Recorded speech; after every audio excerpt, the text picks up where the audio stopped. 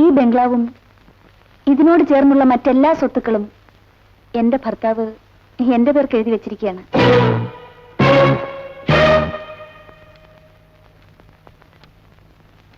എടി ശൂർപ്പണകേ, നീ എന്റെ അനിയനെ കൂടോത്രം ചെയ്ത് മയക്കി സ്വത്തെല്ലാം പിടിച്ചു പറിച്ചോ? ഗീതേ, ഞാൻ പറഞ്ഞത് നടന്നില്ലേ? എങ്കിലും എന്റെ അച്ഛൻ ഇങ്ങനെ ചെയ്യുമെന്ന് ഞാൻ വിചാരിച്ചില്ല.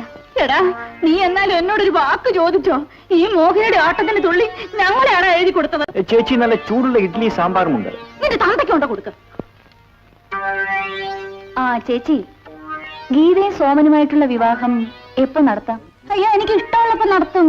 പണ്ടേ പറഞ്ഞ് ഉറപ്പിച്ചിട്ടുള്ളതല്ലേ ഈ വിവാഹം. പോരെങ്കിൽ മുറപ്പെണ്ണ്. ദേ, എന്റെ മോന്റെ വിവാഹം നടത്തേണ്ട എപ്പോഴാണ് ഞാൻ തീരുമാനിച്ചോളാം. എടാ കേമദ്രോഹി, നീ ഇതിന്റെ ഫലം അനുഭവിക്കാൻ ചാകുകയല്ലടാ. ചേച്ചി, നല്ല ചൂടുള്ള വടയും ചമ്മന്തിയും ഉണ്ട്. നിന്റെ പട്ടിക്കുണ്ട കൊടുക്ക. ഒരു വടയെങ്കിലും കഴിച്ചിട്ട് വാമേ. വട ഒരു വട പോലും കഴിക്കാൻ സമ്മതിക്കും.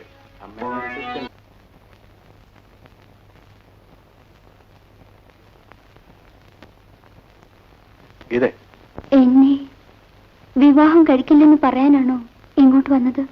നീ ഇത്രയ്ക്കേ ഉള്ളൂ. പണത്തിനു വേണ്ടി ഞാൻ ആരെയും സ്നേഹിച്ചിട്ടില്ല. പിന്നെ സ്നേഹത്തിൽ നിന്ന് കിട്ടുന്ന സുഖം, അതാണ് എന്റെ തിയറി. പണമില്ലാത്ത എന്നെ വിവാഹം കഴിക്കാൻ ചേട്ടന്റെ അമ്മ സമ്മതിക്കുമോ? വേണ്ടി വന്നാൽ ഒരു പെണ്ണിനെ വിവാഹം കഴിക്കാൻ വേണ്ടി അമ്മയെ എതിർക്കുന്നു. This is the first time. അല്ലെ, നോക്കൂ. തറുതല പറയുന്നതിന് അതിര് വേണം. നല്ല ഓർമ്മയാണ്.